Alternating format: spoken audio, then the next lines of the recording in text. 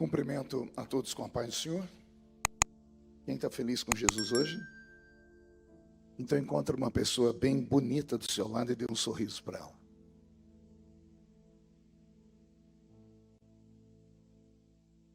Ficou difícil? Tem gente que nem vira o pescoço, né? É uma alegria estar de volta na linda cidade de Chapecó. Nessa oportunidade, revendo amigos, conhecendo novos irmãos. Uma alegria rever aqui o pastor Lalana, sempre bonito, sempre alinhado, né? Pena que o senhor comprou um terno igual ao do Roberto. Eu achei que era uma dupla sertaneja. Uma alegria, pastor Lalana. Quero cumprimentar a pastora Jussara. Ela está aí? Cadê? É a mesma do ano passado? Não, ela está mais bonita agora, está mais nova. Uma alegria revê-la, viu, pastora? Cumprimentar meu amigo, pastor Wagner Roberto. Fazia tempo que eu não vi o Wagner. Hoje eu olhei para ele ontem e falei: Wagner, você veio da Europa? Ele falou: por quê? Tem neve na sua cabeça. Estou me envelhecendo, amigo. Amigo de longa data. Te amo, Wagner. Deus te abençoe. Quero cumprimentar aqui o pastor Daniel Lemos, essa figura simpática que nos buscou no aeroporto. Eu não sabia que o seu coração era tão apaixonado por missões. Que coisa linda, Deus te abençoe. A pastora Júlia, cadê ela? Quem é? É aquela... Meu senhor orou muito. A senhora orou mais ainda. A senhora achou que eu ia falar alguma coisa estranha, né? Eu quero cumprimentar aqui também Sua Excelência, o vereador Fernando Cordeiro, que é presidente da Câmara. É o senhor, né? Deus abençoe o senhor, viu? O senhor, se tivesse botado uma gravata, ia falar que é pastor aqui da Assembleia de Deus, né? Apesar que ele tem mais cara de universal, né? Mas nem tudo é perfeito na vida, né? É brincadeira, brincadeira. Uma alegria conhecer os missionários que estão aqui. O missionário que orou por mim diz que nós pregamos juntos há quase 30 anos, lá em Paranaguá. E até aqui nos ajudou o Senhor. Deus te abençoe muito, viu? Descobri uma missionária que é lá que é paulista, está lá na África, em Angola, está ali, ó. Paulista, todo paulista tem esse sorriso bonito aí, ó, né? Deus abençoe a senhora, o seu esposo, uma alegria. Abra sua Bíblia comigo, no livro do Pregador, no capítulo de número 12, livro de Eclesiastes.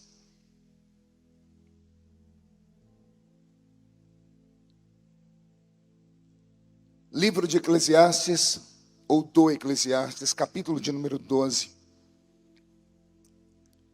O versículo é muito conhecido.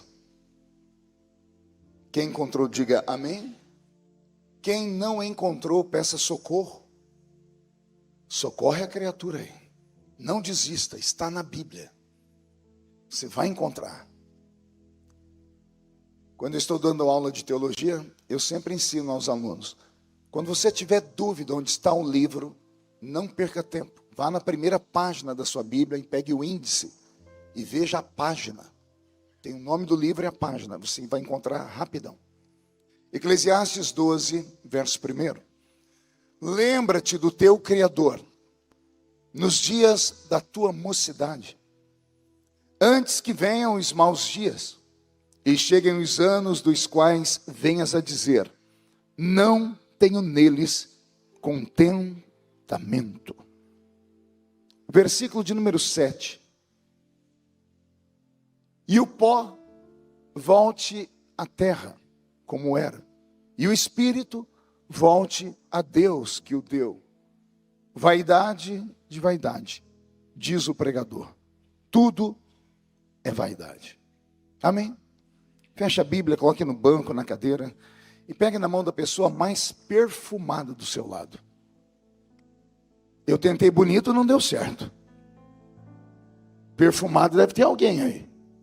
Isso, agarra a mão da criatura, aperta com carinho até ela falar aleluia. Pentecostal que não faz barulho. Está com defeito de fabricação, não é? Vamos orar mais uma vez? Senhor, mais uma vez nós entramos na sua presença. Eu tive a honra de ser ministrado pelo missionário que já me apresentou a ti. A minha oração não invalida dele, ela soma-se a dele. Porque antes de ministrar a sua palavra, eu preciso te fazer alguns pedidos, Pai. O primeiro é que o Senhor cerque esta igreja com a sua glória.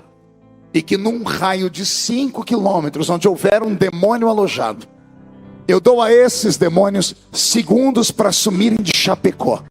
Porque se não sumirem, serão queimados pelo poder da sua glória que aqui será derramada. O segundo pedido é que o Senhor rasgue os céus sobre esta cidade nesta noite. Mande anjos de fogo descerem aqui. Que estes anjos desçam trazendo brasas de fogo nas mãos. Comecem a esparramar estas brasas entre nós. E onde houver um crente cheio do Espírito Santo, pega ele nesta noite, Jesus, e mostra o caminho da verdadeira e poderosa adoração. Fala conosco, fica conosco. É o que eu te peço agora e sempre. E toda a igreja diz. E os que podem, tomem seu assento aplaudindo a Jesus, porque Ele é bom, porque Ele é maravilhoso. Uma honra estar ao lado do pastor Moisés. Deixei ele por último de propósito, porque eu estava olhando para ele e eu vi que o tempo não fez mal só para mim. A gente era menino, né? Primeira vez que você disse que eu preguei lá na tenda faz só 25 anos. O tempo não para. E é sobre isso que eu quero pregar nessa noite. Olha para o seu irmão e diga para ele: está preparado aí? Trouxe lenço? Alguém trouxe lenço? Quem não trouxe lenço, prepare a manga da camisa, a ponta da gravata. Nós receberemos um batismo de quebrantamento nessa noite aqui. Me perdoe a maquiagem, se a senhora não usar uma maquiagem da Sephora. Eu só tenho mulher em casa. Sei de tudo. É Sephora. Sabia disso? Eu estou lá nos Estados Unidos, chegando, aqui tem a loja da Sephora. Uma moça falou: não, tem da Sephora. Porque o nome é francês. Ó, que praga. Se não for maquiagem dessa, você está perdida. Porque essa dura 24 horas.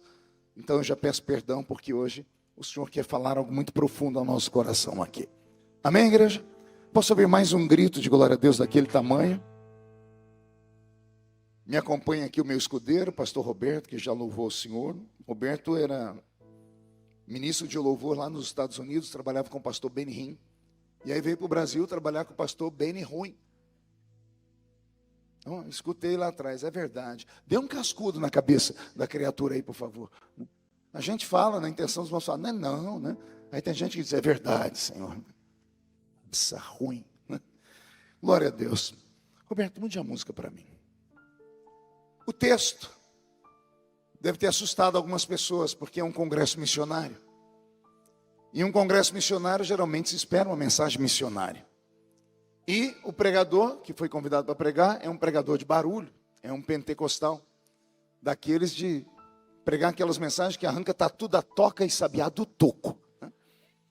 Mas desde que o dia amanheceu, nós viajamos desde as 4 horas da manhã, estava pregando em Anápolis ontem, no estado de Goiás, o Senhor veio falando ao meu coração até chegar em Chapecó. O Senhor disse para mim, eu preciso curar nessa noite.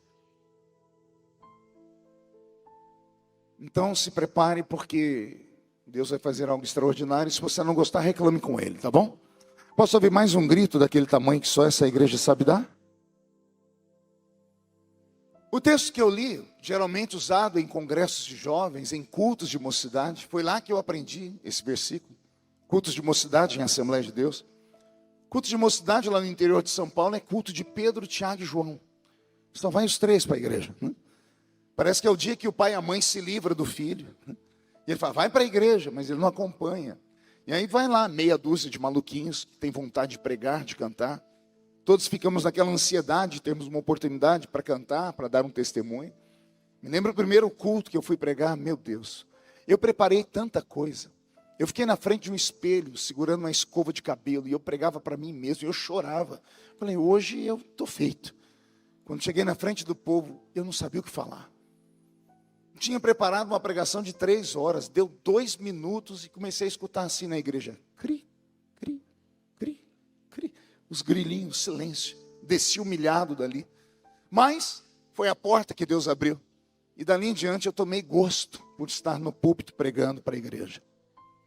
Esse versículo, então, ele marca a minha vida desde a minha tenra infância, porque eu me converti com 13 para 14 anos de idade. E desde então eu prego a palavra do Senhor. São 37 anos. Hoje eu tenho 50 anos. Sei que eu estou com cara de 60 e o corpinho é de 70. Porque não é você, não é bocó. As pessoas falam, como é que é ter um músico assim, à altura do Roberto ao seu lado? Eu digo, se você soubesse o que ele é, além de músico, ele é meu enfermeiro também. Ele que aplica injeção, ele que me dá os remédios. Eu tomo só 12, 13, não, 13 não, 14. 14 comprimidos por dia. Então, as coisas não são tão fáceis. E desde então, desde criança, ministrando, desde adolescência pregando, desde recém-casado pregando, desde casado pregando, desde que fui pai pela primeira vez pregando, depois fui pai pela segunda vez e Jesus levou meu filho, depois fui pai pela terceira, pela quarta vez. Desde agora que sou vovô, eu tenho vivido diante do Senhor. E as pessoas me perguntam, como foi? Eu disse, faria tudo de novo. Porque não existe riqueza maior do que essa aqui. Algumas igrejas que eu vou, as pessoas têm honra de falar, está aqui o nosso deputado. As pessoas têm orgulho disso. Para mim é um fardo tão grande, que eu sempre tento deixar o deputado lá em Brasília. Eu só me alivio quando eu estou aqui. Porque o deputado é uma profissão. O pastor é uma vocação. A profissão vem da horizontal. Ela vem aqui e vai. A vocação vem da vertical. Eu estou político, mas eu sou pastor. Amanhã posso não estar mais político, mas serei pastor. Porque foi isso que o Senhor me chamou para ser. E como pastor, agora velho, já quase um ancião, com as experiências que o Senhor Jesus me deu, eu tenho olhado a vida de outro ponto de vista. Eu cheguei aos 50, e lá no interior de São Paulo a gente diz assim, pastor Lalana, que o homem que chega aos 50, ele está começando a dobrar a curva do cabo da Boa Esperança. Já ouviram essa expressão? O cabo da Boa Esperança chegou em uma época do mundo que era o ponto mais distante conhecido por aqueles que moravam nos continentes. Saíam nas embarcações e conheciam o cabo da Boa Esperança. Então, quando o navio chegava lá, a pessoa podia bater no peito dizendo, eu já fui até o fim do mundo e voltei. Então, quando você chega à idade de 50, lá no interior se diz, você já começou a dobrar a curva do cabo da Boa Esperança, ou seja, até a curva do cabo da Boa Esperança é só ascensão, é subida. Quando você chega lá, você faz uma curva e começa a descida. Raramente alguém na nossa geração chega aos 100 anos de idade. Então, eu posso dizer que já vivi a metade da minha vida. E o problema é que eu não vi a metade da minha vida passar. Parece que foi ontem. Parece que foi ontem que eu estava chegando aqui no estado de Santa Catarina, em um ônibus com uma caravana. Menino pobre, com a mão cheia de calo, de tanto cortar cana de açúcar, de apanhar laranja, algodão, café, de carregar minha caixa de engraxar sapato nas costas. E usei um dinheiro que eu ganhei de vereadores da minha cidade para comprar uma guitarra, porque o meu sonho era ser músico. E eu estava chegando lá na porta da loja do senhor Bonucci, que era a Casa Musical Bonucci, e parou na minha frente um fusquinha verde, meia, caindo aos pedaços. E de dentro do carro gritou o irmão para mim, ô Feliciano, vamos com nós para Camboriú. Eu falei, o que é isso? É uma cidadezinha lá de Santa Catarina, mas vocês vão fazer o que lá? Deus está operando lá. Eu falei, mas custa caro. Quando eles falaram o valor, eu disse, vocês estão de brincadeira, né? Vocês adivinharam o valor que está na minha mão? Se eu entrar aqui, eu compro uma guitarra e vou ser músico na igreja. A irmã dentro do carro disse, se você usar o dinheiro para ir conosco, você volta de lá com uma chamada divina. E como eu era novo convertido, o novo convertido acredita em toda a loucura que falam para ele. Eu deixei de comprar minha guitarra e vim para Camboriú. Cheguei em Camboriú, não tinha dinheiro para comer. E aí os irmãos faziam uma vaquinha. E eu me lembro que numa manhã missionária, o pastor Gregório Charzuk, um gaúcho pregando, ele fez aquela oferta missionária tão linda quanto essa que fez Moisés. E eu desesperado, angustiado, porque eu não tinha um centavo para dar de oferta. E quando ele terminou aquilo, eu frustrado lá na porta, O velho Gregório gritou: tem alguém agora que poderia dar para Jesus como oferta a sua vida? E eu levantei os meus olhos e disse: isso eu posso dar. E eu saí correndo pelo corredor do ginásio, saiu um monte de gente correndo, me derrubaram. Eu derrubei os outros, pisaram em cima de mim, eu pisei em cima dos outros também. Cheguei lá na frente do altar e me joguei no chão, deitei com os braços abertos. Eu acho que foi para mim, porque eu escutei o pastor Gregório falar: estão vendo esse menino aqui? Mas tinha outros também. Mas eu estava deitado e disse: Deus acabou de receber a oferta dele. E olha como a vida dá voltas. E daqui a pouco, olha eu voltando naquela festa e pregando no primeiro ano. E depois eu prego no segundo. Depois eu prego no terceiro. E esse ano eu preguei no 25º ano consecutivo. Na história do Brasil não existe alguém que tenha feito isso. O mesmo pregador pregar na mesma festa há 25 anos. Mas eu não vi o tempo passar. E eu comecei a meditar na vida. E eu me lembrei desse texto. E me lembrei que quem escreveu esse texto aqui era um camarada que era um ponto fora da curva. Ele não era normal. A mente dele era ampliada. Se nós mortais usamos 10% do cérebro humano apenas, Deus deu a ele a habilidade de usar pelo menos uns 30%. Foi chamado de o homem mais sábio da terra. Ao lado dele está Daniel. E ao lado dele, de Daniel, está Lúcifer. Já leram isso na Bíblia? Quando Deus foi falar com Lúcifer um dia, disse: eu te dei uma sabedoria acima da de Daniel. Deus vai falar com um ser metafísico de uma outra dimensão e diz: você é tão sábio quanto meu servo Daniel. Mas Daniel não chegava aos pés de Salomão. Pense num trio de inteligência que Deus mexeu no cérebro deles. Deus deu um choque na cabeça deles e despertou neurônios que a ciência diz que nós não conseguimos despertar.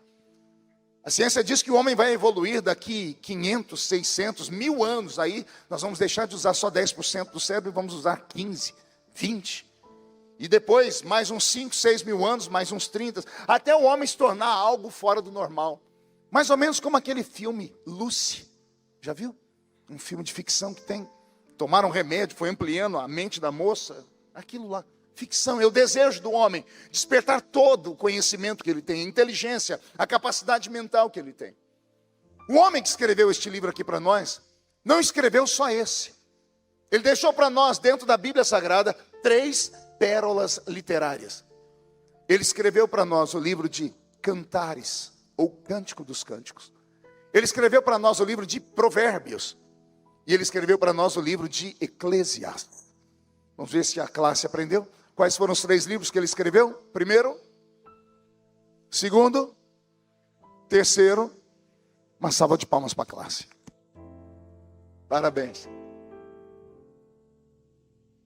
Interessante é que quem estuda a Bíblia, não quem lê, mas quem estuda a Bíblia, se você ler os 3 livros de Salomão em sequência, você vai dizer: tem alguma coisa errada aqui.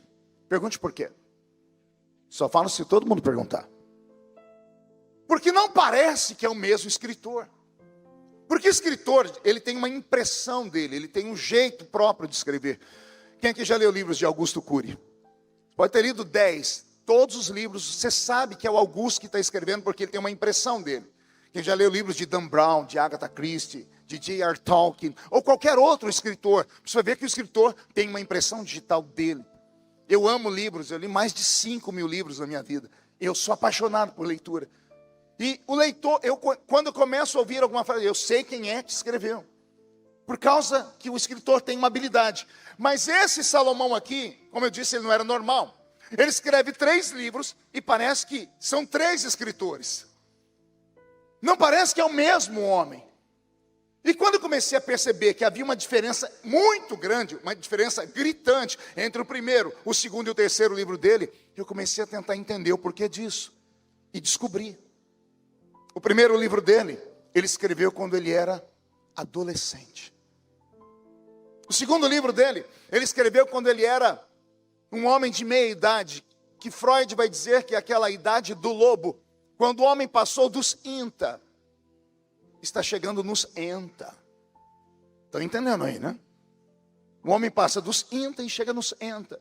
E quando o homem chega nos ENTA, ele tem uma outra visão de mundo. Só que quem escreve o Eclesiastes não é um adolescente e também não é um homem de meia idade. É um velho. É um velho que está muito velho. E aí quando você coloca os 3 livros e começa a lembrar as três histórias, as 3 maneiras como ele escreveu, vai dando angústia na gente. O primeiro livro que ele escreve é um livro de amor. Livro do quê? Alguém já amou aqui? Ninguém.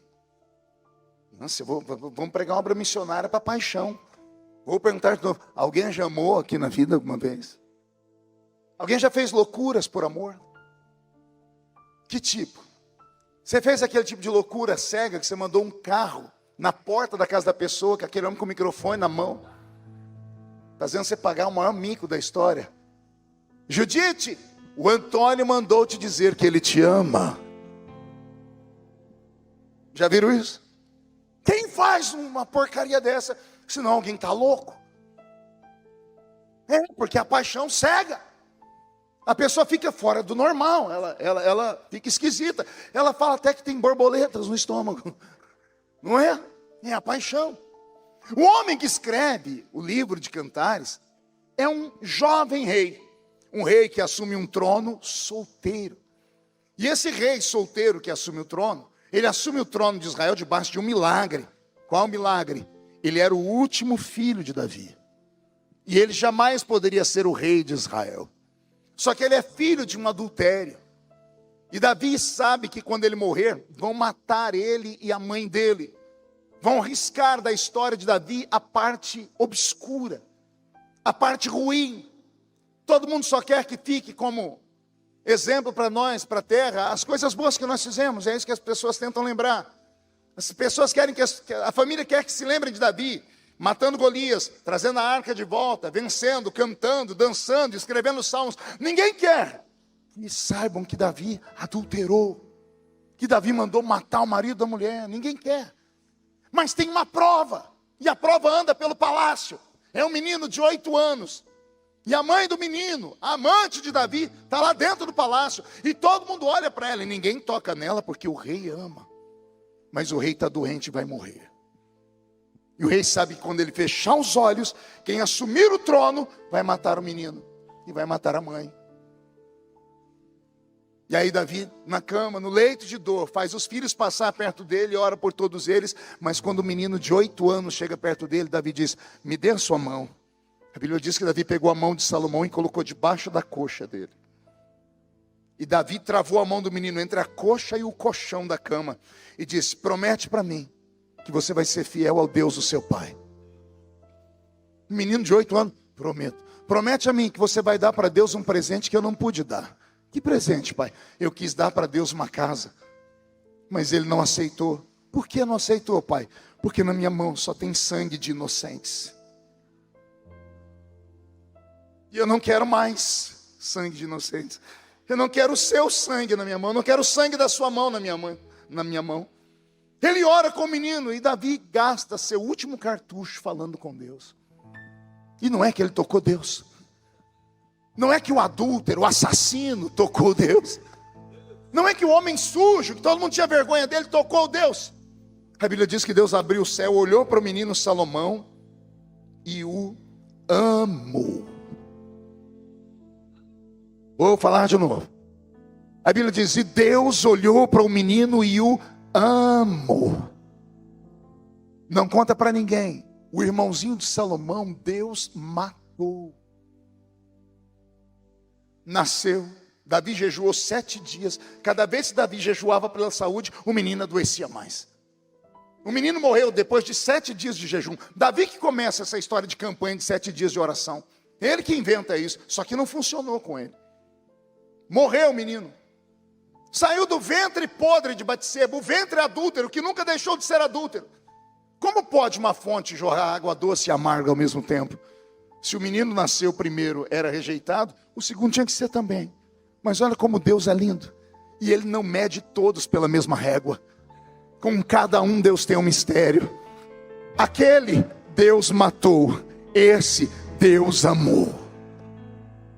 Só que Deus não só amou. Pergunte o que Ele fez. Ele era o último da fila. Numa fila Davi foi pai de 20 filhos. Quantos? 19 meninos e uma única menina. 20 filhos. Salomão é o último. É o último da fila. Quem tem que ser rei? O primeiro, o primogênito. Aí Deus escuta a oração de Davi. Deus pega a fila. E o menino que é o último vira o primeiro. Se Deus te amar nessa noite, não interessa onde você está, Ele pode pegar você lá de trás. Não está entendendo? Eu vou falar de novo. Se Deus te amar nessa noite, se de alguma forma você chamar a atenção dEle, quer seja com essa mão levantada, quer seja com esse grito de glória a Deus, com certeza não com essa cara feia, parecendo que foi batizado num pote de vinagre. Achou que eu não ia falar? Com certeza não ficando olhando o pregador com esse olho seco, parecendo olho de sapo que morreu no dia de enchente. Isso aqui não é um velório. Com certeza não com essa boca travada, essa boca de aço, essa língua de ferro e esse queixo de concreto. Se você chamar a atenção de Deus nessa noite, Deus pode pegar a fila e virar. Quem acredita nisso? Então dá mais um grito, só mais um daquele tamanho, por favor. Deus amou o menino, e o menino foi ungido rei. O menino senta no trono, não se sabe a idade, foi entre 8 e 18. Ninguém sabe a idade certa. Entre 8 e 18 anos. Só que quando ele senta no trono, ele herda um reino quebrado do seu pai. Porque Absalão, o irmão dele, havia dado um golpe de estado em Davi, roubado tudo que Davi tinha guardado a vida inteira. E quando Davi volta para Israel, para Jerusalém, depois que Absalão é morto por Joabe, Davi vê o reino definhar. Salomão herda um reino quebrado. E ele herda o reino quebrado num tempo de inverno, inverno profundo. No inverno em que nem a segue, nem o verão funcionaram, nem a colheita, nem a safra, nem a safrinha. Israel vai passar fome naquele ano, e é o ano que ele assume o trono. E quando ele assume o trono, ele pergunta para os ministros de estado que o pai dele deixou: o que sobrou do reino do meu pai? E alguém disse para ele: não sobrou nada. Você herdou um reino quebrado, você herdou um reino amaldiçoado. Não, não é possível. Eu quero que vocês façam um levantamento, deve ter sobrado alguma coisa. Aí chegou o ministro da fazenda e disse: ó, Davi, ó Salomão, do reino do seu pai sobrou 1000 bois. Não é vaca? Não, se fosse vaca a gente tirava o leite, do leite fazia o queijo, o requeijão. Sobrou 1000 bois. E dá para fazer churrasco para o povo? Não dá, porque a carne é dura, porque são bois de arado. Bois que são usados para romper a terra seca. Músculo muito duro. Dá para fazer ensopado. Vai dar para matar a fome de Israel, que tem 5 milhões de habitantes, por pelo menos 2 meses e meio. 5 milhões de pessoas comerão esses 1000 bois em 2 meses e meio. Só que o inverno vai durar o ano inteiro. E depois de 2 anos e meio, o povo vai começar a se matar. Vai ter uma guerra civil, ou as pessoas vão começar a matar os seus filhos e cozinharem eles. E o menino então tem uma ideia brilhante. Pergunte qual? A Bíblia diz que ele manda marcar um culto no alto da montanha. E ele chama toda a nação. E quando a nação vai subir no alto da montanha, eles vão vendo subindo os sacerdotes arrastando 1000 bois para o alto da montanha. O povo até achou que era churrasco. Quando chegaram no alto da montanha não tinha churrasqueira, tinha 1000 altares. E ele deu 1000 bois de oferta. Foi a primeira vez que Israel viu aquilo. O alto da montanha ficou vermelho com tanto sangue, de 1000 bois, milhares de litros de sangue escorrendo. Foi uma visão tétrica, uma visão terrível. Quem era espiritual dizia: esse homem é santo. Quem não era dizia: ele é louco. Quem era muito pragmático dizia: ele é excêntrico. As pessoas diziam: eu vou mudar desse país. Terminaram de matar os bois, de queimar, 1000 colunas de fumaça subiram ao céu. Terminou o sacrifício. As pessoas vão embora. O menino volta para o palácio, se tranca dentro do quarto dele. Ele está frustrado, porque ele esperava que naquele sacrifício Deus se manifestasse lá. Porque o pai dele contava histórias que ele acreditava, porque criança acredita em história. E o pai dele escreveu o Salmo 18. A minha alma estava indo para o inferno, mas o Senhor, Ele sentou nas asas de um querubim, e Ele voou sobre as asas do vento, e salvou a minha alma do inferno. A criança ouviu, achou que aquilo era literal. Mas não era só um poema. É a história de Davi no campo de batalha. Um dos filhos de Anak, dos gigantes, derrubaram Davi do cavalo e tentaram fincar ele no chão com uma lança de 45 quilos. Foi um dos valentes de Davi que se atracou com um gigante e o matou. Colocaram o velho rei em cima do cavalo e disseram para ele: tu nunca mais sairás a peleja conosco, para que nunca se apague a lâmpada de Israel. Davi voltou para casa e escreveu o poema.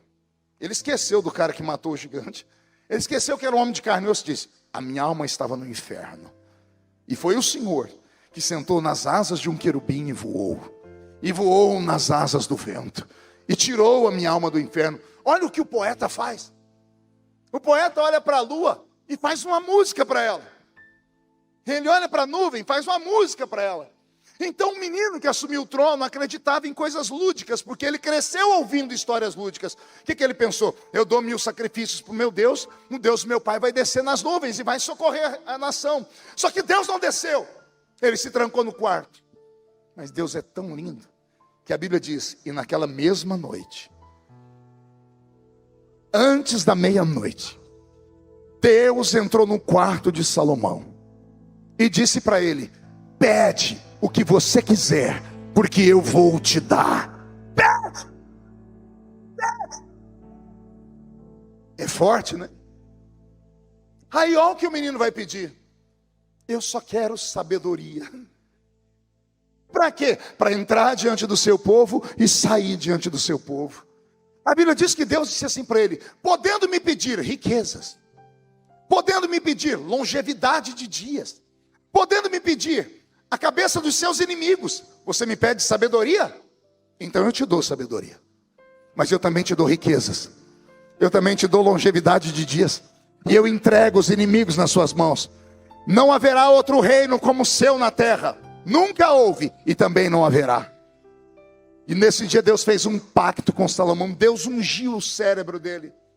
E olha a primeira inteligência que Salomão teve para curar a quebradeira financeira do reino. Ele foi se casar. E aqui eu vou salvar Salomão nessa noite. Muita gente fala que Salomão era um maníaco sexual, era um tarado, porque ele só teve 700 mulheres e 300 concubinas. Alguém fala: meu Deus, é um maluco, ele é um depravado. Não, os casamentos dele eram casamentos políticos. No Oriente Médio, quando você casava com uma moça e a tribo dela era menor do que a sua, o pai dava um dote, porque eles pensavam assim: se o meu filho casar com a filha daquele homem, eu estou dando o meu burrinho para carregar a carga dos outros. Mas se o meu filho vai lá e casa com a filha daquele homem, meu filho está pegando a carga do outro para carregar. Porque no Oriente Médio, o valor de uma mulher era muito pequeno, era irrisório, era um mundo machista. Então, quando você casava a sua filha, você estava se livrando de um gasto. Então você tinha que ter dotes para pagar. Salomão casou quantas vezes? Não ouvi? 700 vezes. Ele pegou 700 vezes de 10 a 12 moedas de ouro. Multiplique isso. E ele salvou o reino. Com esse ouro, ele mandou fazer navios. Havia uma lenda de uma ilha chamada Ilha de Ofir. E ele mandou descobrir. E ele achou a Ilha de Ofir. Era onde tinha as maiores riquezas daquele mundo. Da Ilha de Ofir, ele trouxe toneladas de ouro. Toneladas e toneladas de ouro. Nunca antes se viu tanto ouro e prata. A Bíblia diz que a prata não tinha valor no tempo de Salomão. A metade das ruas de Jerusalém eram de prata. A metade das ruas de Jerusalém eram feitas de ouro. Você não acha estranho que toda vez que alguém vai roubar Jerusalém, a Bíblia diz que queimavam a cidade? Pergunte por quê? Para derreter o ouro, para derreter o asfalto, para derreter os engastes que haviam nas madeiras, para tirar o ouro e a prata. Salomão construiu o reino mais rico da história, tudo por causa desses casamentos. E aí vem um problema. Como ele se casou 700 vezes e nunca amou nenhuma delas, para aliviar o seu estresse, a sua tensão, ele arrumou concubinas. Ele tinha 1000 mulheres, mas não tinha nenhum amor.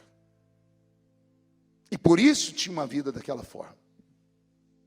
Mas, um belo dia, ele está no seu trono, no seu reino, e chega uma comitiva de uma rainha extremamente linda e diferente. Quando ele olha para ela, ele arria os 4 pneus. O queixo dele cai. Ele não dorme por noites. Ele nunca viu uma mulher tão linda. Entra pelas ruas de Jerusalém a rainha de Sabá. Ela entra trazendo riquezas para dar a ele de presente. E ela diz para ele: não me contaram nem a metade do que era o seu reino e do que era a sua sabedoria. Quando ela foi embora, a Bíblia diz que de tudo que ela trouxe, ele deu para ela 10 vezes mais. Por quê? Porque ela era bonzinho? Ele se apaixonou por ela. Ele descobriu o amor. Só que descobriu um amor em uma posição que não era permitido amar. Porque ele era rei de uma nação. E não se aprovava a miscigenação de raças. Ele não podia se misturar com uma outra raça. Ele se apaixonou por ela, ele dormiu com ela. Ele tinha cúmplices que começaram a fazer as pontes. Mas quando ele ia para o trono dele, os assessores diziam assim: ó, o senhor pode namorar ela, mas o senhor não pode construir família com ela. Porque ela não é da sua tribo. E aí acontece aquilo que geralmente acontece com quase todo mundo. Parece que todo verdadeiro amor é quase impossível. Isso vai de Salomão a William Shakespeare, que sempre fala que o amor é uma obra impossível. Podemos passar por Jesus, pelo próprio Deus, que diz que Israel não conseguia entender o amor dele. Nós temos um livro de Oséias, que fala do casamento de um profeta com uma prostituta. Deus dizendo assim: assim é Israel, não consegue me amar, me trai com outros amantes. Amor impossível. E Salomão se apaixonou pela sunamita. E como ele se apaixonou e ela foi embora, ele tem que ter alguém para levar cartas e trazer cartas. Ele foge de vez em quando, vai para a África, ela vem para cá. De onde é que você acha que surgiram os judeus que são negros? De onde é que você acha que surgiu aquele cidadão que ajudou Jesus a carregar a cruz? Qual o nome dele? Simão o Cirineu. Tem gente que acha que Cirineu era sobrenome. Não. Simão o Cirineu. Simão de Cirene. E Cirene era uma cidade da Etiópia, da África. Um judeu da pele negra. Como pode? Descendente de Salomão com a rainha de Sabá. Tiveram frutos. Só que era um amor impossível. E todo amor impossível parece que é mais gostoso. E o homem, quando vê que está impossível, ele começa a escrever cartas de amor para ela. E essas cartas de amor viram um livro da Bíblia, que é o livro de Cantares. O livro de Cantares, houve um tempo que ele foi arrancado da nossa Bíblia. Vocês sabiam disso? Do cânon sagrado. Se não me falha a memória, foi no concílio de Tentro. Chegaram à conclusão que o livro era extremamente pesado para estar aqui. Diziam que era um livro erótico. Porque Salomão fala umas coisas que até hoje, se a gente falar, deixa todo mundo vermelho aqui. Salomão diz: o meu sonho, sunamita, é tomar vinho na taça do seu umbigo. Está entendendo? Ele quer deitar ela, a taça dela, o umbigo parece uma taça, ele quer colocar o vinho e ele quer beber o vinho. Está escrito aqui. Ele fala, quer ver a irmãzinha do seu lado, ficar rubra, vermelha? Ele diz: sunamita, os teus seios estão como cachos de uva. E eu não preciso falar para ninguém o que a gente faz com a uva. Está escrito, está aqui. Ele diz que ele se perdia nas curvas do corpo dela. Ele desenhou ela nas cartas. Ele estava apaixonado. Tiraram o livro da Bíblia por conta disso. Acharam que era pesado demais. Mas no concílio de Nicéia apareceu um santo que leu e disse: não, o livro é santo. Pediram para ele provar. Ele leu, que é para nós o capítulo 6 e o versículo 10 do livro de Cantares. Lembra o que está escrito lá? O homem mais sábio do mundo, fazendo uma pergunta que ele nunca teve resposta. Quem é esta que aparece como a alva do dia, formosa como a lua, brilhante como o sol e formidável como um exército com bandeiras? Quem é esta? Venha, analise comigo. Salomão é um homem que tem resposta para tudo, sim ou não? Ele faz essas perguntas e não tem resposta, nem embaixo, nem antes, nem depois do versículo. Aconteceu alguma coisa, pergunte o quê? Ele estava tão apaixonado que ele já não podia mais conversar com ninguém, porque ninguém entendia. Aí ele lembrou do pai dele. O pai dele disse assim para ele: meu filho, se algum dia você fizer alguma coisa que as pessoas não entendam, você ter que ser punido por isso, caia você na mão de Deus, porque na mão de Deus tem misericórdia. Se cair na mão do homem, o homem não te dá misericórdia, mas Deus tem misericórdia. Salomão começou a falar com Deus. Ele começou, Senhor, já que eu não posso falar com ninguém, o Senhor pode me ouvir? O que foi, Salomão? Eu achei a mulher da minha vida. É, Salomão? E aí? E aí que eu estou apaixonado por ela. E o que você quer falar comigo? Senhor, eu quero, porque eu não posso contar para ninguém, porque eu não posso casar com ela. Eu queria falar para o Senhor que ela é linda. Sério, Salomão? Ela é linda, Senhor. A pele dela é diferente. Ela é meilená. O original diz meilená. O padre João Ferreira de Almeida traduziu por morena queimada pelo sol. Mas não é isso. Meilená é negra como um carvão. Como uma pérola escondida no fundo do oceano. A pérola negra é a mais rara de todas. Ele achou uma mulher que entorpeceu ele pela beleza exótica que ela tinha. E ele começou a falar, senhora, ela é assim, o cabelo dela é assim, leia depois, ele desenha ela. Ele vai falando tanto, que chega uma hora que Deus diz, ô Salomão, abaixa a bola. Por que, Senhor? Ela é bonita, mas não é a mais bonita. Por que não, Senhor? Tem uma mais bonita do que ela. Não pode, eu nunca vi, eu vi todas as mulheres do reino. Tem uma, Salomão, que está reservada. Senhor, eu quero ver. Quer ver? Está preparado? Então olha, eu vou fazer aparecer na sua frente uma foto. No futuro vão chamar de foto holográfica. Que você olha para ela de um jeito, a pessoa está assim. Você vira um pouquinho, ela muda de posição. Tá bom, Salomão? Mostra, Senhor. E Deus faz explodir uma foto.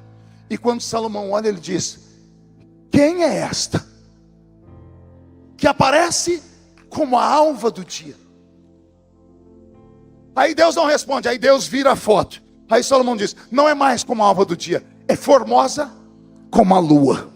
Aí Deus vira a foto, ela já não é mais como a lua. Ele diz, mas agora ela é brilhante como o sol. Aí Deus vira a foto de novo e diz, Senhor, agora ela não parece astros, agora ela parece um exército.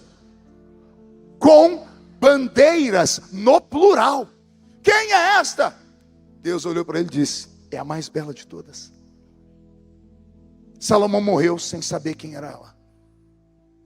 Se alguém aqui chegar antes de mim lá no céu, e andando pelos campos elíseos, encontrar um homem, andando com a mão para trás, barba grande, cara, lá, como é que é o nome Albert Einstein, com aquela linguão para fora, que todo gênio é meio assim. Se você achar, pergunta para ele, seu nome é Salomão? Ele vai dizer, sou eu. Diz assim, ó, eu preciso falar com você porque o pastor Marco Feliciano lá na terra mandou te procurar. O que você quer comigo? Você lembra que você viveu na terra e foi o homem mais inteligente? Sim, eu sabia de tudo. Sabia de tudo, não. Teve uma coisa que você perguntou e não sabia o que era. Aí você vai falar, lembra que Deus te mostrou uma mulher? Na hora ele vai lembrar, porque faz parte da paixão, ele vai dizer, é verdade. Eu vi ela de 4 formas, mas eu não sei quem é ela. Aí você diz para ela, pois é, o Filho de Deus, quando passou pela terra, disse que Deus esconde dos sábios, mas revela para os pequeninos. E ele vai falar, então me conta. Aí você vai dizer, vou te contar quem era ela, Salomão. Você vai murchar a barriga, estufar o peito, estender a mão e vai dizer, prazer, sou eu. Ele vai dizer, mas você por quê? Você vai dizer, eu sou a noiva do Cordeiro.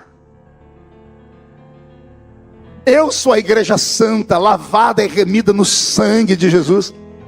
Que nasci como a alva do dia. Porque a alva do dia, ela vem de uma noite extremamente escura. Ela vem de uma noite onde não se enxerga nada. E na noite os demônios e os bandidos estão às espreitas. Mas quando a alva do dia vai surgindo, surgem os seus primeiros raios. E os raios são coloridos. A cor escura vai tomando um tom azulado. Daqui o azulado vai tomando um tom avermelhado. O avermelhado vai tomando um tom alaranjado. E de repente explode uma luz. Assim é a alva do dia. A igreja nasceu assim nesse planeta. O mundo jaz no maligno. O mundo nas trevas. Aí a igreja nasce com seus missionários.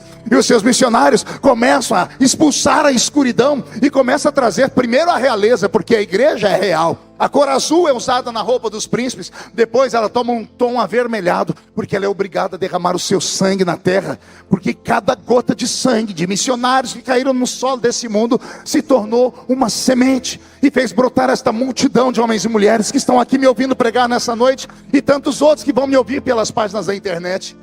Depois do tom avermelhado, ela fica num tom alaranjado, que é o tom do sorriso, e aí ela explode uma luz. Mas ela não era só como a alva do dia, ela parece também formosa como a lua. Olha só, da alva do dia, ela fica como a lua, por quê? Porque a lua, ela está sempre lá.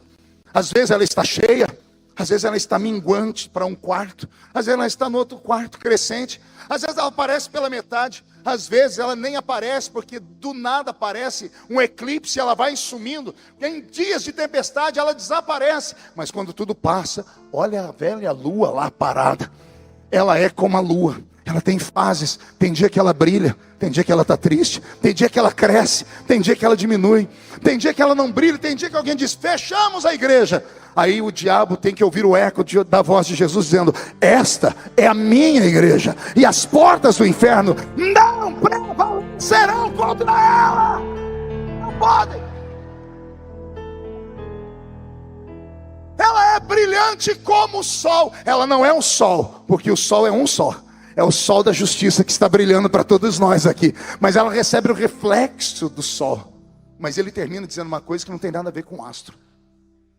Terrível ou formidável como um exército. Diga comigo, um. Não ouvi? Você vai entender o porquê. Como pode um exército ter bandeiras no plural? O Brasil vai para a guerra, ele só leva a bandeira do Brasil. O mundo manda os seus soldados para a ONU, tira todas as bandeiras do mundo e coloca a bandeira da ONU. Um exército não pode ter várias bandeiras, só tem uma. Eu entrei em colapso nervoso quando estava estudando sobre isso aqui. Aí Deus abriu a minha mente. Eu entendi que todas as vezes que um exército vai para a guerra, ele vai com uma bandeira. Mas quando ele vence, ele volta trazendo a bandeira dele. E a bandeira do exército que perdeu. A igreja está vindo, um exército, carregando várias bandeiras. A bandeira da Bolívia, da Argentina, do Zimbábue, de Cuba, de Guiné-Bissau, de Angola, do Senegal, da Alemanha, de Moçambique, do Amazonas, de Roraima. A bandeira das drogas, da prostituição. Esta é a igreja. Ela é a mais bela de todas. E por causa disso o livro voltou aqui para a nossa Bíblia. Era a maneira de Deus dizer, o amor que o meu filho tem pela minha igreja é como esse. É difícil. Às vezes é escondido, mas é verdadeiro. Eu amo Salomão, mas teve uma época da minha vida que eu odiei ele. Quer perguntar por quê? Recém-convertido, cheguei na igreja, dei uma olhadinha e já sabia com quem eu ia casar. Olhei a moça mais bonita da igreja, Edileuza. Falei, é ali que eu vou amarrar o meu burro. Chamei o líder da mocidade, que também chamava Marco, eu disse, como é que eu conquisto a Edileuza? Ele disse, seja romântico. Eu estava vindo do mundo, ex-drogado, eu disse, se eu falar para ela os versinhos que eu sei, não vai prestar. Tem livro de crente que fala de amor? Ele disse, é claro que tem. Eu disse, onde eu compro? Ele disse, está aí, na sua mão. Eu disse, não, mas isso aqui é Bíblia. Ele disse, na Bíblia tem um livro de amor. Eu falei, qual? Cantares. Pastor Lalana, eu enlouqueci. Minha memória é boa, já deu para perceber. Eu memorizei o livro de Cantares. Eu fiquei a semana inteira, acordava na madrugada. Eu recitava. E eu falei, eu preciso conquistar ela, então eu preciso recitar. Não, mas eu não tenho coragem de recitar, então eu vou escrever um bilhete. Eu escolhi o versículo mais lindo de Cantares, porque é uma carta de amor do início ao fim, mas eu escolhi aquele assim, esse aqui ninguém nunca usou, porque eu sempre quis ser original. Peguei o versículo, escrevi, dobrei a cartinha. Eu tenho certeza que foi aquela desgraça do almíscar que atrapalhou. Está vendo alguém rir aí? Pode ver que é tudo dos INTA ou dos ENTA. Almíscar era um perfume maldito do Avon. A senhora ri porque não é a senhora. Como é que é, senhor? Seiva de alfazema. Leite de rosa. Olha como Jesus libertou a gente de tudo isso. Vale um glória a Deus isso ou não vale? Eu tenho certeza que foi o Wagner, foi o almíscar. Só pode ter sido. Eu borrifei, dobrei a carta. Escola dominical, domingo de manhã, estou eu lá e ela também. Ela era assídua e eu também. Me tornei logo primeiro secretário da mocidade, ela era segundo, então a gente trabalhava junto. Aí nesse dia eu não consegui prestar atenção no professor. Quando saímos da escola dominical, tinha um intervalo para o ensaio da mocidade. Nesse intervalo, eu passei a perder umas 8 vezes até criar coragem. Na hora que eu criei coragem, eu disse, irmã Edileuza, ela disse, pois não. Eu trouxe aqui para a senhora um bilhete. Eu queria que a senhora lesse, mas não aqui, não agora. E eu queria que a senhora respondesse. Ela falou, pois não, irmão Marcos, me dê aqui, eu vou ler e respondo. E ela enfiou no meio da Bíblia dela. Aquela semana eu não dormi, eu orei, eu jejuei, eu subi um monte, eu desci um monte. Eu conheci a história dos profetas e fui procurar eles. Eu fiz de tudo que um homem apaixonado faz. Domingo da frente, chegou o dia D. Roberto, uma música que me empolgue. Não, Roberto, assim você desvia a igreja. É culto de missões, calma, não se empolga. Cheguei lá, estava lá na escola dominical de novo, não entendi nada do que o professor falava. Saímos dali, eu passei perto dela 8 vezes e ela não me parava. Até que eu parei bem na frente dela. Irmão Marcos, está aqui a resposta. Quando ela me entregou o bilhete, eu saí da terra e corri para o banheiro da igreja. Me deu um desarranjo. Eu me tranquei lá naquele lugar. Sentei no trono, fechei a porta, agarrei o bilhete. E antes de abrir eu fiz assim. Não tinha cheiro de nada. Eu falei, deve ter se emocionado, esqueceu. Abri. Ela disse, querido irmão Marcos, a letra dela é bonita pra caramba. Ela é professora, minha esposa é psicóloga, escreve bonito. Nossa, eu me empolguei só com a letra. Eu fiquei olhando letra, voltinha por voltinha. Homem apaixonado é uma desgraça. Estou olhando, estou imaginando ela escrever. Depois que eu olhei, disse, irmão Marcos, conforme o irmão pediu, a resposta vai com o versículo da Bíblia. Eu fechei o olho. Eu falei, vai estar escrito aqui, vem amado meu. Vem saltando pelo monte. Está lá no Cantares também. Para ela vai ler a mesma coisa que eu li. Vai estar no Cantares. Aí eu falei, Jesus, seja o que o Senhor quiser. Eu abri, estava lá assim, resposta na Bíblia. O Senhor te repreenda, Satanás. Porque não é você, bocó. Para trás de mim. Deu uma raiva. Levei assim mais uns 2 anos para conquistá-la. Conquistei, noivei, casei. Tentei entrar no assunto umas 5 vezes. Em todas elas eu dormi no sofá. Mulher não entende homem apaixonado.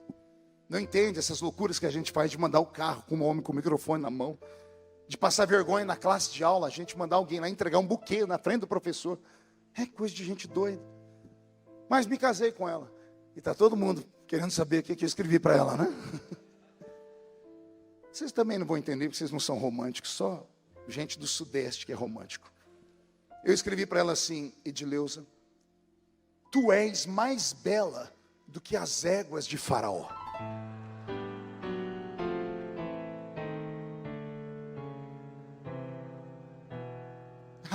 O quê? Você conhece a égua de Faraó? Você sabe o que ela comia, você sabe quem cuidava das éguas de Faraó, você sabe como elas eram tratadas, a velocidade que elas... Também ninguém entende. Eu estudei tudo sobre as éguas de Faraó e cheguei à conclusão que era o maior bem que Salomão tinha, Salomão apaixonado pelas éguas. Não adianta. Mulheres não entendem um homem apaixonado. Salomão escreveu este livro sentado em uma escrivaninha que ele mandou fazer. Pintou ela com ouro. Ele escreveu com nanquim, pena e papiro. Ele era um adolescente. Só que o relógio do tempo não para. Um belo dia, Salomão passa por aquela velha escrivaninha. Olha para um espelho no seu quarto. E o que ele vê faz ele começar a meditar na vida. Porque o tempo passou. E ele não é mais um adolescente que quer ficar azarando uma garota, que fica sonhando em encontrar a cara metade. Ele chega naquela fase que eu disse no início, a idade do lobo. Quando o homem não é velho e também não é novo. Quando ele começa a ficar grisalho. Quando ele já não pensa mais em ficar namorando, agora ele pensa em deixar alguma coisa para a posteridade. Quando ele encarna a responsabilidade. Quando ele faz uma autoavaliação da vida e diz, tem que correr atrás do prejuízo. Ou tem que ensinar os meus filhos a manter o que eu construí. Aí esse homem, ele perde por completo a paixão. E ele se torna um ser extremamente lógico. Um homem racional. E o homem racional só começa a ensinar coisas racionais. E ele escreve o livro de Provérbios. Provérbios são conselhos. E o homem moderno diz assim: se conselho fosse bom, ninguém dava. Fazia o quê? Por quê? Porque conselho é chato pra caramba. Tem alguns provérbios na Bíblia, um deles não é de Salomão, mas olha que provérbio interessante. Melhor é ao homem ir a um velório do que ir a uma festa. Chama o seu filho hoje, sua filha, e diz: ó, tem um programão para você. Qual, pai? Tem um velório. Ó, coisa fantástica, um velório ali naquela rua. Seu filho vai falar: tá louco, velho? Alô? Vamos te internar. Quem é que vai num velório? Pois é, mas o escritor diz que é melhor o homem ir a um velório do que ir a uma festa. Só vai entender quem é pai. Só pai entende isso, pai e mãe. Só pai e mãe sabe o que ele passa na calada da noite, enquanto o filho não chega. E o bendito do filho acha que o pai e a mãe são chatos e ainda desliga a porcaria do celular. E a gente não dorme enquanto o filho não chega. Que a gente não sabe se vai chegar. Vivemos num país violento. Anteontem minha esposa estava com a minha netinha Aurorinha lá em São Paulo, ela foi assaltada. Levaram o celular e os cartões de crédito dela. Você sai de casa e não sabe se volta. E pai e mãe têm uma paixão pelo filho que não é explicável nesse plano.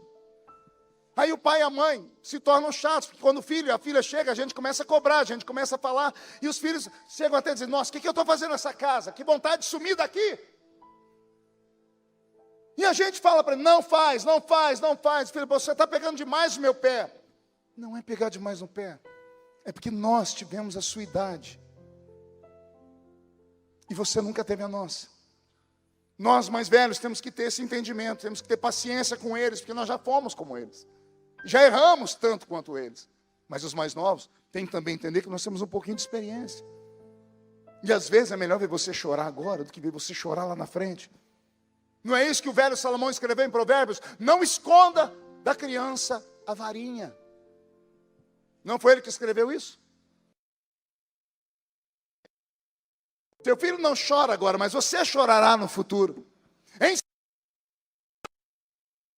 E quando crescer, não vai se desviar dele. Provérbios. Quem lê Provérbios fala: não é o cara que escreveu poemas. Poxa, eu prefiro ficar com cantares, é muito mais gostoso, é muito mais legal. É uma história, é bonito. Só que não te dá sustância para a vida. Mas Provérbios vai te ensinar o caminho. Só que só vai entender o caminho um homem que já tem 50. Viram a diferença? Só que um belo dia, Salomão está saindo do seu banheiro luxuoso, que ele construiu, com requintes que nenhum outro homem já fez. O palácio dele levou 14 anos para ser construído. O templo de Deus, 7. E o templo dele foi a coisa mais linda do mundo. Imagine o palácio dele como é que era. Ele está saindo do seu quarto, tomando banho. Ele vem andando.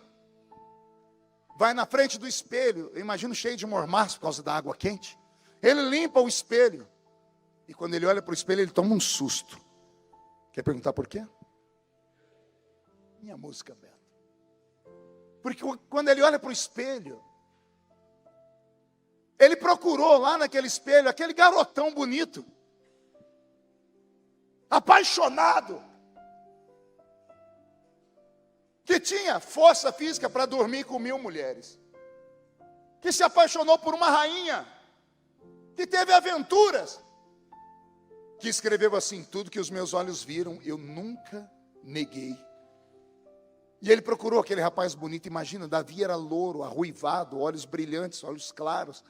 Batseba era a mulher mais linda do seu tempo. Salomão era lindo. Imagina ele de porte atlético, inteligente. O sonho de toda garota. Um homem que encantava por onde passava. Quer seja na inteligência, na riqueza, em tudo. Ele procurou no espelho e não encontrou. Aí ele resolveu procurar no espelho aquele homem, 50, charmoso, cabelos brancos, ainda firme, cheio de conselhos para dar. E ele também não achou. Ele olhou lá e viu o resto. o resto da vida. Ele viu um homem cujos olhos estavam escurecendo, cheio de cataratas. Ele viu as pernas, outrora fortes, agora 2 cambitos, com as veias salientes. Ele olhou a barriga flácida, os dentes amarelados e tortos, os cabelos esbranquiçados e ralos, as mãos manchadas.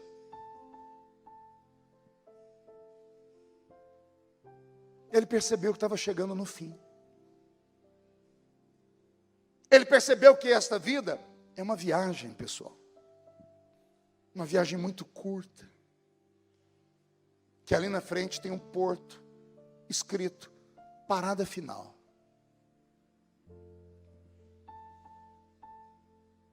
Ele lembrou que no fim da vida do pai dele, colocavam 2 virgens para dormir ao lado do pai dele, para esquentar o corpo do pai dele. O pai dele não sentia nada, nenhuma reação química. E ele lembrou que agora era a vez dele. Ele sentou naquela escrivaninha, com o apoio de uma muleta. Pegou a pena, o nanquim e o papiro, pastor Lalano. A letra agora não vai sair bonita, vai escrever tremendo. E ele escreve o livro mais forte dele. É um livro de desabafo. É um livro depressivo. O livro de Eclesiastes é um livro dolorido. Ele começa o livro dizendo: vaidade. Tudo é vaidade. Eu descobri, diz ele, que há um tempo para tudo nessa terra. Há um tempo de correr. Há um tempo de abraçar para que você está amando. Há um tempo de plantar. Há um tempo de nascer. Ele diz, mas também há um tempo de parar de correr. Há um tempo de parar para colher o que plantou. Há um tempo de morrer.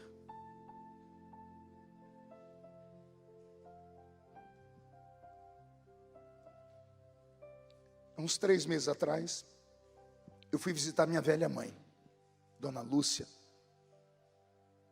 Orei por ela 34 anos. Jesus salvou ela. Batizei ela nas águas. 34 anos. Aí fui visitar a Dona Lúcia 3 meses atrás. Cheguei na casa dela, ela sentada no sofá, ela não consegue ficar em pé. E minha mãe tem 69 anos. Nova. Só que fumou 55 anos. 4 maços de cigarro por dia. A conta chegou. O pulmão dela é podre. Oxigênio 24 horas por dia. No quarto dela tem 2 tanques de oxigênio gigante. Um pequeno para andar pela casa. Um fio gigante. Se ela tirar, ela morre. A saturação dela no sangue vai a 42. Na época do Covid, quando chegava a 55, já entubava. O médico diz, ela está viva por milagre. A velha está sentada no sofá, eu cheguei, ela quis me dar um abraço, eu ajudei ela a ficar em pé.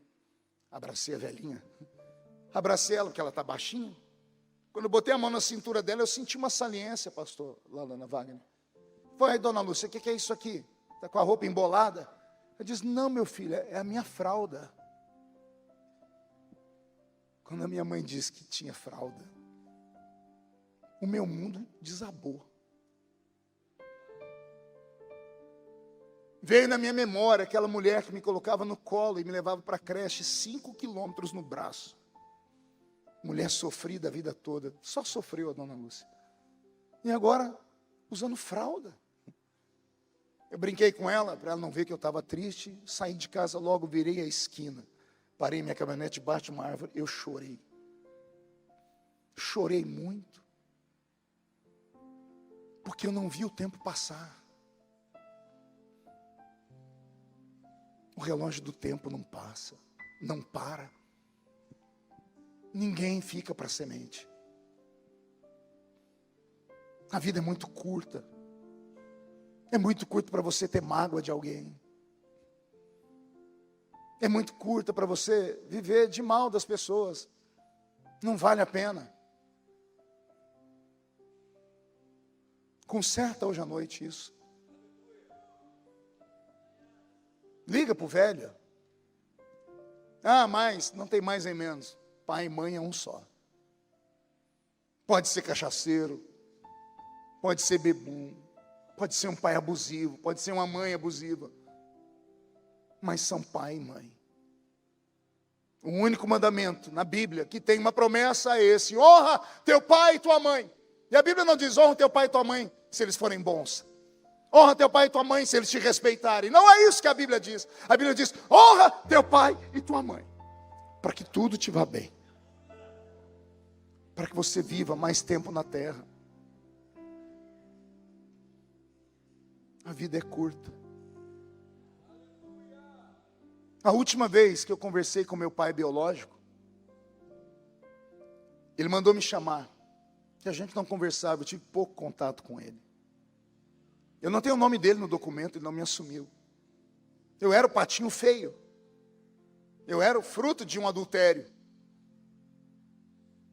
Mas quando ele estava morrendo, ele mandou me chamar no hospital. Achei estranho, mas fui lá. Entrei dentro do quarto onde ele estava, ele com dificuldade sentou, estava com a barriga aberta daqui, aqui, costurada lá. Estava aberta, abriram ele e costuraram. Ele olhou para mim e disse assim: eu te chamei aqui porque eu não consigo mais ajudar a sua mãe a pagar o aluguel. Eu disse: minha mãe tem filho, você pode deixar que eu cuido dela. Ele olhou para mim duro, eu olhei para ele duro também. Mais alguma coisa, senhor? Ele: não, é só isso. Eu falei: então tá bom, boa sorte aí. Porque ele nunca me deu carinho. Eu virei as costas. Quando eu botei a mão na maçaneta da porta para sair, aquele velho, velho, ele me falou uma palavra que eu nunca tinha ouvido na vida. Não de quem deveria me falar. Aquela palavra me paralisou. Eu não sabia que palavras tinham poder de paralisar a gente. Ele falou assim: filho. Quando ele falou filho, eu travei. E ele insistiu: filho. Eu olhei para trás, ele estava chorando e disse: me dá um abraço. Eu fui lá dar um abraço nele. É o único abraço que eu lembro dele. Ah, se eu pudesse congelar aquele momento. Se eu pudesse ficar com ele abraçado um dia, uma semana, um mês. A gente precisa disso. A gente só tem família. Você não tem mais nada. Não tem essa história de melhor amigo. Isso é conversa fiada. Eles vão conosco até o momento. Dali para frente, só a família vai. Se não honrar a família, você não tem nada. Ele me deu um beijo. Eu beijei ele também. Saí dali, fui viajar. Ele entrou em estado de coma. Só que ele entrou em estado de coma gritando o meu nome. Vai os meus irmãos, porque eu conheci meus irmãos lá nesse dia. Eu tenho 6 irmãos. Eu tenho um irmão mais velho do que minha mãe. Entendeu aí? Olha que doideira. Eu tenho um irmão mais velho que minha mãe, porque quando a minha mãe nasceu, ele já era casado e tinha filhos. Me encontraram, eu estava pregando na cidade de Registro, interior de São Paulo. Não tinha celular na época, ligaram na casa do pastor, me acharam, não sei de que jeito. Aí quando eu atendi, falei: pois não. Falei assim: aqui é o seu irmão, tal. Falei: pois não, Adilson. O pai está em coma e ele entrou gritando o seu nome. E o médico disse que ele precisa se acertar, senão ele não vai embora. Você tem como vir aqui? Eu falei: eu estou pregando aqui num evento, eu vou ver o que eu faço. Eu fui embora. Eu fui lá para a minha cidade. Eu lembro que eu cheguei 5 da manhã na rodoviária. Deixei mala em casa e fui para o hospital. Cheguei no hospital, meu irmão estava lá, saiu, eu sentei na cadeira, eu olhei para aquele velho. No dia que eu vi ele, ele ainda tinha uma estatura normal. Naquele dia, era só um cadáver. Falei: meu Deus, eu lembro desse homem, dos olhos azuis, forte, caminhando. Agora ele estava desse tamanho. O câncer acabou com ele. Ele estava com o olho aberto, o olho dele ia de um lado para o outro, com a boca aberta, respirando assim. Uma carranca. O médico chegou, olhou, disse: doutor, ele me enxerga? Ele disse: não enxerga, meu filho. Ele está em coma. Eu disse: por que ele não enxerga? Ele disse: isso aí é uma crise neurológica. Eu falei: explica, traduz isso. Ele está morrendo. Ele olhou: pela cara, está indo para um lugar ruim, hein? Eu falei: o que é que funciona nele? O doutor disse: só o ouvido. O que você falar, ele vai escutar. O médico saiu, eu sentei naquela cadeira e fiquei olhando para ele. Isso aqui é só crente, entende? Eu senti o ambiente, o ambiente pesou. Parece que a luz escureceu. O ar ficou rarefeito. O Espírito Santo falou comigo: a morte chegou. E ele vai para o inferno. Eu disse: tem como salvar? O senhor disse: tem. Repreende a morte e prega para ele. Eu pulei em cima do peito do velho. Eu botei a mão no peito dele, eu repreendi a morte. Eu senti a morte sair. Eu fui no ouvido dele. Eu preguei para ele 45 minutos. Comecei em Gênesis, fui até Apocalipse. Do Apocalipse eu voltei para o Gênesis. Eu fiz tudo que manda, conforme manda o script. E quando eu terminei, eu falei: e agora, senhor? Funcionou, não funcionou? Como é que está? Porque ele não esboça a reação, a pessoa está em coma, o médico disse, ele só escuta. E eu estava desesperado, eu peguei na mão dele, eu falei: Senhor, eu preciso de um sinal, me dá um sinal de que deu certo, me dá um sinal. Quando eu abri o olho, eu olhei para o velho, escorreu uma lágrima. Aqui no cantinho do olho dele. Aí Jesus falou: já é meu.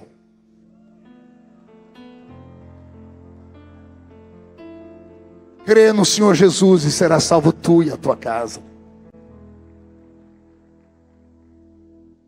Eu saí dali para chamar meu irmão entrou. Quando ele olhou para meu pai, ele veio gritando: o que você fez com o pai? O que você fez com o pai? Eu falei: não fiz nada não, porque ele morreu. Eu disse: não matei ele não. Eu disse: não é isso. O que você fez com ele? Olha o semblante dele, ele está sorrindo. O rosto dele virou o rosto de uma criança. Eu cheguei, ele estava com a carranca. Sabe o que o Senhor disse para mim?